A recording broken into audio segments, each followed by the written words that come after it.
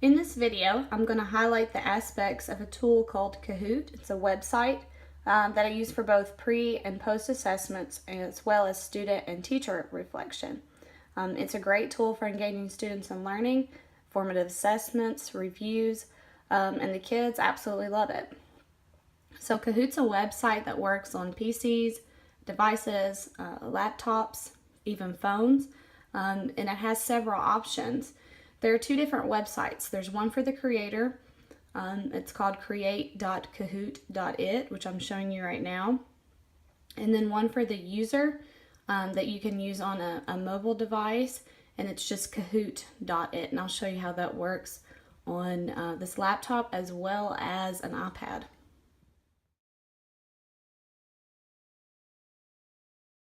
So I'm going to start with the basics of creating a Kahoot as a teacher.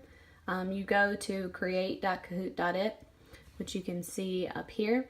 You do have to have a sign-in. It is free. You can use your school email, which is what I use.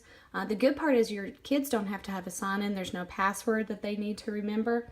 It starts a new game every single time they log in, so that's a good aspect to not have to worry about.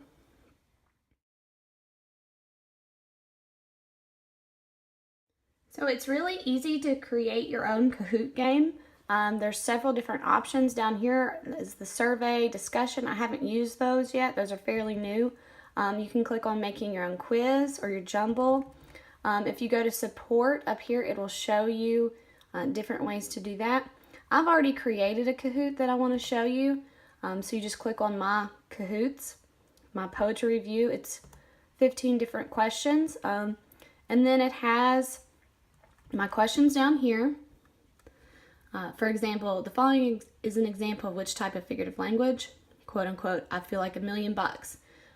There's 4 different choices. They have 30 seconds to answer, and I'll show you how that works on the iPad in a minute.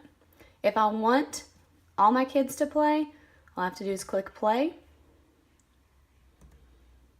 and it will give a game pin. It will say player versus player on one device or team versus team. This is better if you don't have as many devices. You can have 3 or 4 kids to a device.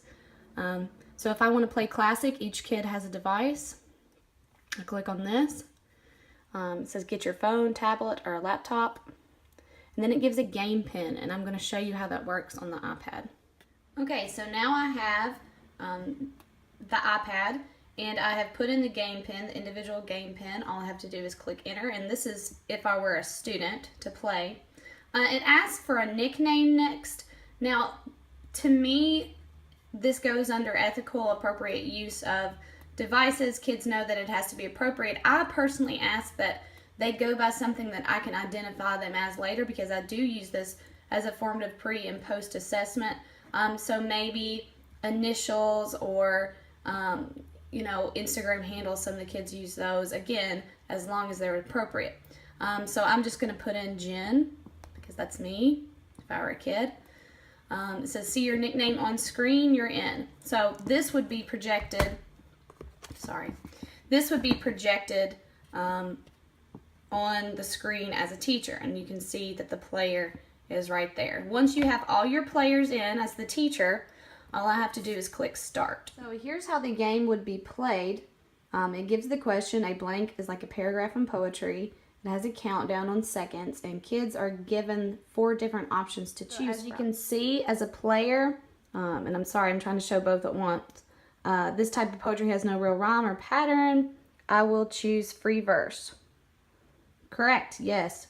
So once it pops up, it'll show on here. As a teacher, I can see one person got it correct. If there were multiple players, it'd show me who got it incorrect or correct, and then it'll show me the leaderboard and the scoreboard.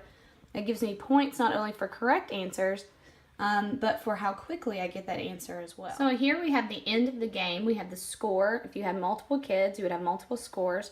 You can show feedback. One of my favorite tools in here is you can save the results, which is why I have things I can identify or names I can identify.